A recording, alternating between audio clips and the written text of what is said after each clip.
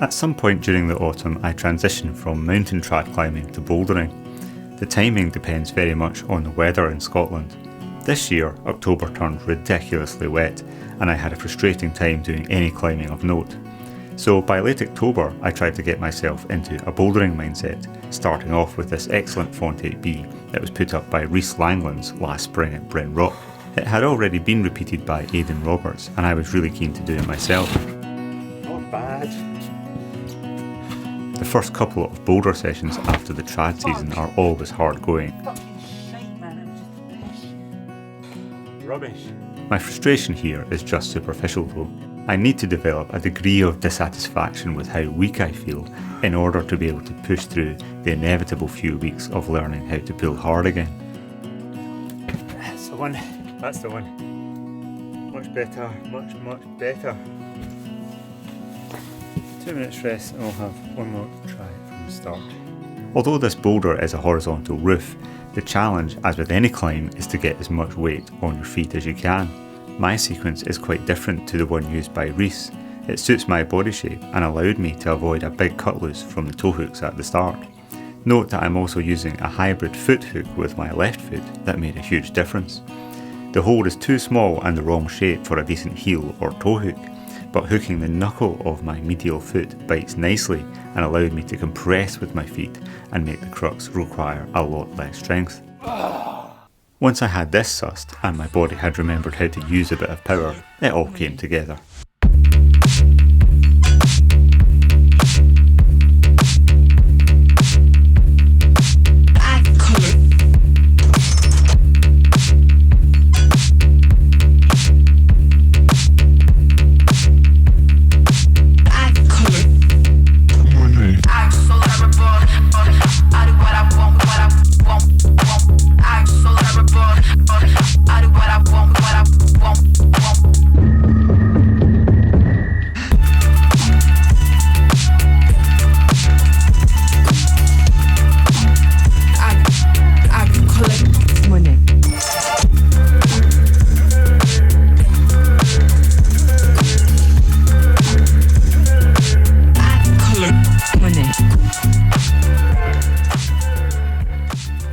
Next, I moved on to a lifetime project of mine. You won't be seeing a send of this climb in this video.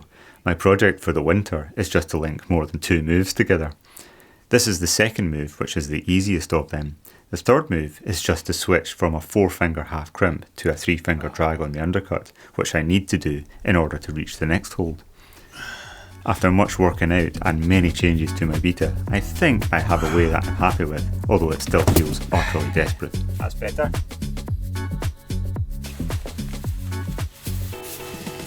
Oh, still being kind of tentative. There's no room for being tentative on those moves, you've got to give it full gas. So I just kind of tried a bit harder there and immediately felt like I could do those 2 moves together. This of course is the 2 first moves to add on to the start. Well, this is the process you've got to go through. Let's have 5 minutes. The first move is the crux. I managed to actually do the move for the first time in November while feeling very strong during a mad diet experiment, which I'll talk about in the next video. Yes! Oh, that wasn't perfect. I didn't do the next move, but that was the first move from the start. That's another wee milestone.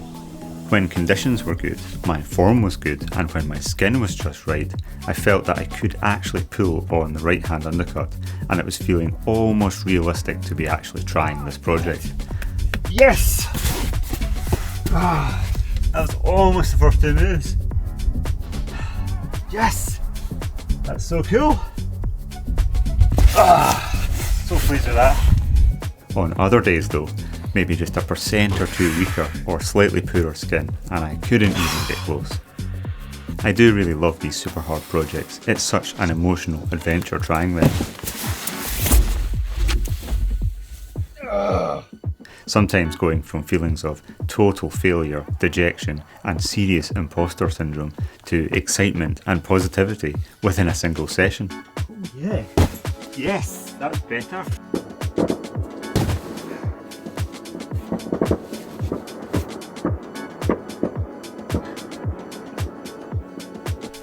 This depth of adventure in climbing is not for everyone. The commitment to finding out if it really is possible for me to climb this boulder will likely take years. The probability I'll never climb it must be a lot closer to 100% than it is to 0%. Yes!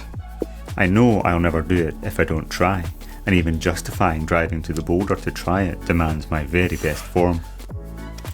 Yes!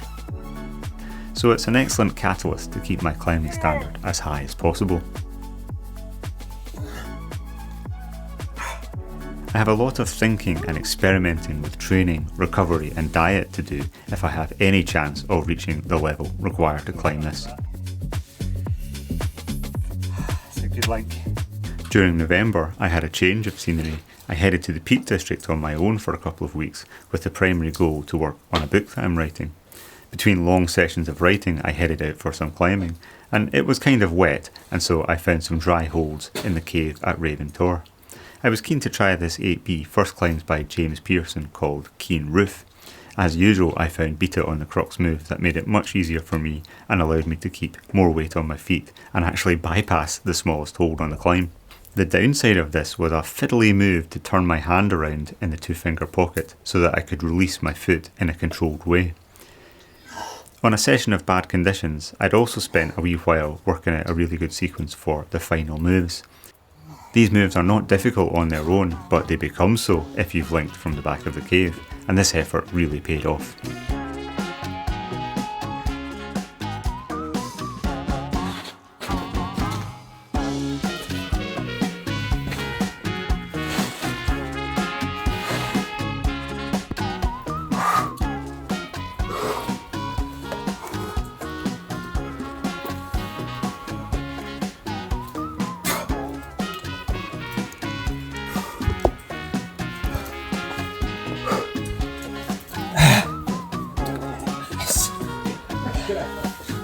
While I was there, I discovered there was an 8B Plus extension coming from the very back of the cave, which was also dry. So I moved straight on to trying that, getting a good sequence and having some red points. This line is nice and long, separated by a good knee bar rest, but somehow it still adds a little bit of difficulty to Keen Roof.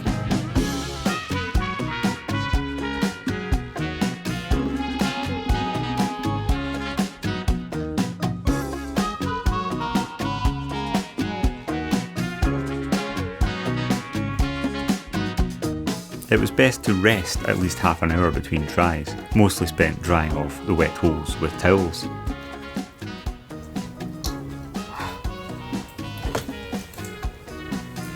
Damn it!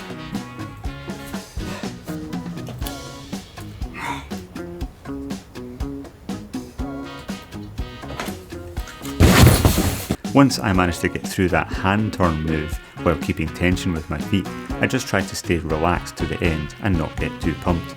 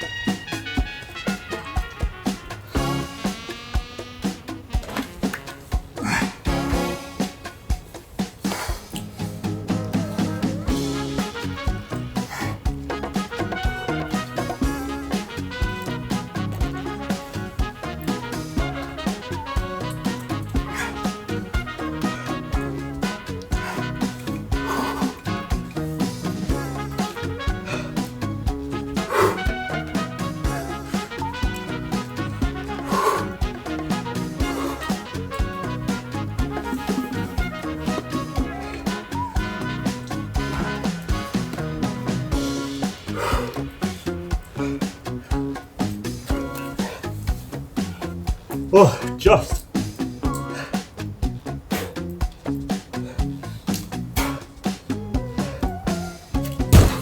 Yes.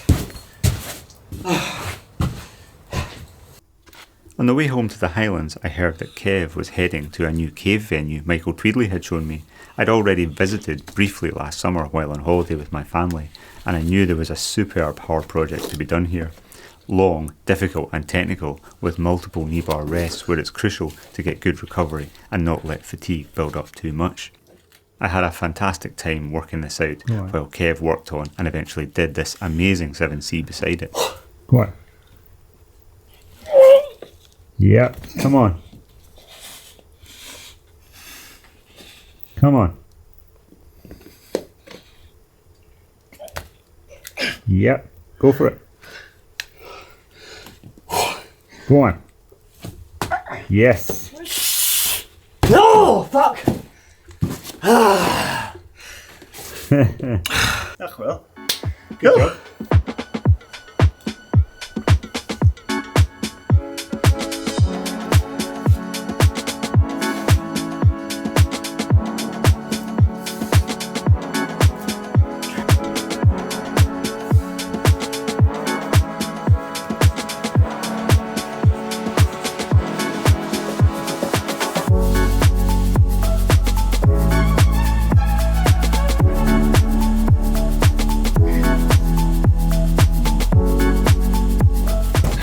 Ah, so good. Just so many good new routes to do in Scotland. Just never run out of them. It's brilliant. Just can't believe you got this whole place to yourself just doing new routes. It's just great. Go on, man.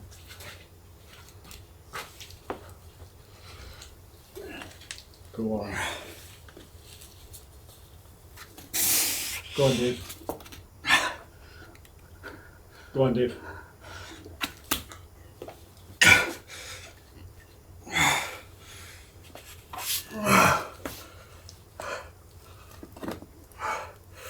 Go on.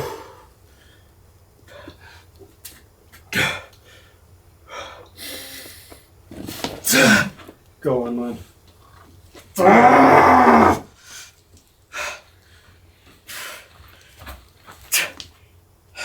Nice one, Dave.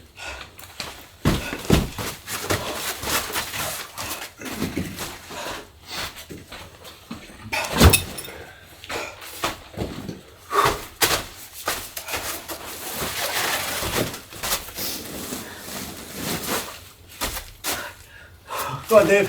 Hey! Just exhausted. Fair effort. That was excellent. Way further than I was expecting. I'm shattered though. Burn of the day, man. I felt like the project could go down and I was determined to give it a good go before a dry spell finished and the cave would get condensation as it warmed up. As the snow arrived, I headed down one morning, taking 7 hours to get to the crag as I waited for cars stuck in the snow to get moved.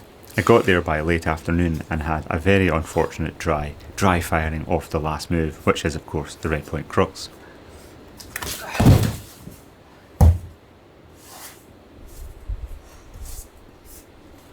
With a slow thaw underway, driving home that night was desperate in the ice, and so I decided to stay over and wait for the roads to thaw out a little bit more. In the morning, I figured I'd go back to the cave. I'd likely be far too tired to have serious tries, but I could still have training burns. I had 3 tries, falling in the middle crux and feeling exhausted. I thought of power today.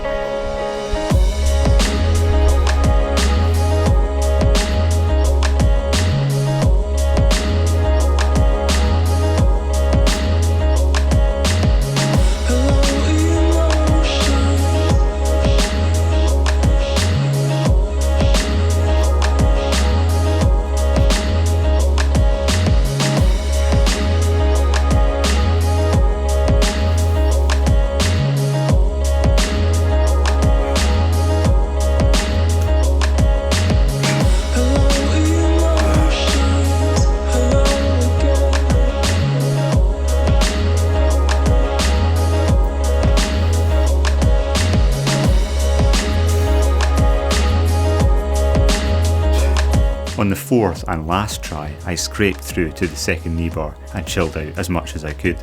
I had 2 beta improvements on my side for this attempt. First, a more efficient sequence for leaving the knee bar, meaning less fatigue. I had also realised that with the left toe hook in the correct spot for the last move, I could actually get a little shake and a rest before the final jump, just getting that bit of recovery that would go a long way for this move.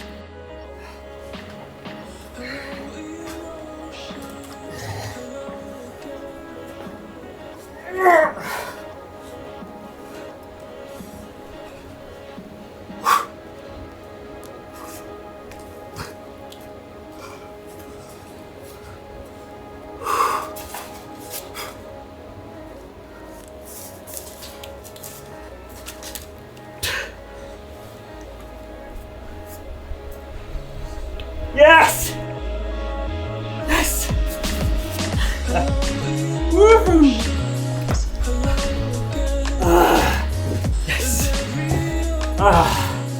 Delighted!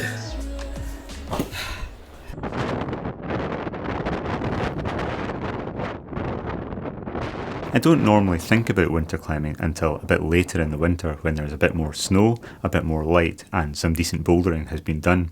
But I got a message from Callum Muscat asking if I wanted to try Banana Wall up on Cairngorm. This route is graded 12-12 and so one of the hardest mixed routes on trad gear anywhere. I've done 2 grade 12s before myself, but some time ago, Anubis on Ben Nevis and Castles in the Sky in Glenshiel. But over the last 10 years I've been a bit distracted from winter climbing for a few reasons. Firstly, I'm not very good at it and not prepared to take the time away from rock climbing to get good at it. Another reason is that since my boulder projects keep getting harder and harder as I complete them, I must admit that I do find it difficult to stay at my absolute best in bouldering, which is a prerequisite for trying the projects, at the same time as doing harder winter routes. And so a good strategy in recent winters has just been to do a handful of routes during February and March if I've already completed a boulder project or 2. When we got to Banana Wall, Callum suggested that I lead. The hardest grade yet on-sited in mixed climbing is grade 10 and my best is grade 9. I've never actually tried to on-site a grade 10 and I probably should sometime, but given that I'd barely been linking 2 moves together in my recent climbing, I was never going to have the endurance to increase my on-site grade by 3 grades in a single jump. So I just tried to go as high as I could. That first attempt was defeated pretty early on by icy cracks, making it very difficult to protect, and also going slightly off route. Next time, unfortunately, the conditions were worse. Even more iced up cracks and quite poor weather. I had a double rack of cams on my harness and unfortunately that was where they stayed. The only protection I could get in was peckers and the old wire, so eventually I lowered off from a better high point. Callum came back for another quick visit and this time I got higher again, but it was still impossible to get some rather important cam placements with the iced up cracks. After a couple of rests on gear, I continued to the belay and lowered off and Callum had a go with my gear in place, taking a few rests along the way. Both of us were keen to return the next morning for another try and so we left our gear in. Since most of it was peckers, it didn't make much sense to hammer them out, only to hammer them back in again the next morning. The following day we finally got some good weather which made everything a lot more friendly. Knowing where a lot of the placements were from my previous attempt would definitely help with getting up onto the headwall and having a chance to succeed. Callum decided to go first and with a bit of a fight he made it to the belay. Talking to a couple of friends later, they told me they were not so surprised that I might repeat a winter climb as hard as this, but they were surprised that Callum might. This is interesting to me. Callum hasn't done as many harder mixed routes as I have, and I think it's fair to say he's not been training for hard climbing as much as I have in recent months. However, what he does have is excellent all-round climbing ability. He's simply a good climber who has excellent tactical awareness, climbing technique, psychological control and general fitness. He's one of those climbers who only needs half a chance to succeed on a pitch like this. This is a lesson that forms the backbone of my first book, and I think it's one that will be learned over and over by climbers past, present and future. Climbing ability is a broad, comprehensive collection of physical, technical, tactical and psychological attributes. Climbers are generally quite fit and strong these days, but well-rounded climbers are still less common, and so they may surprise you. The week after doing Banana Wall, Callum also repeated the Walk of Life, a big E9 slab in England. Anyway, we still had the second pitch to do, but instead of me seconding, Callum lowered down from the belay ledge to give me a chance to go for it. I did feel a good mix of pressure to get it done myself and inspiration from watching Callum's successful ascent. The hard work put in on my previous attempts paid off well for me, and I got onto the head wall nursing a steady pump, but it wasn't getting any worse. Once on the head wall, the hooks are pretty thin, and even a fairly small error would be enough for a hook to rip. I knew I'd have the fitness to get there, but I just tried to neither hesitate nor rush. Well, we managed to get Banana Wall done. That was excellent. There it is up there. Very, very steep. Absolutely brilliant effort by Greg Boswell to do the first ascent of that. It's difficult to know what to do next really. I'm semi-tempted to try a few more harder winter routes, but as usual, the Scottish winter weather is throwing a spanner in the works and suggesting that I should return to bouldering. I'll have a bit of catching up to do if I want to make any progress on this thing. It just feels too hard. That's just the feeling of uncertainty you have to get used to if you try something hard enough to be a genuine adventure.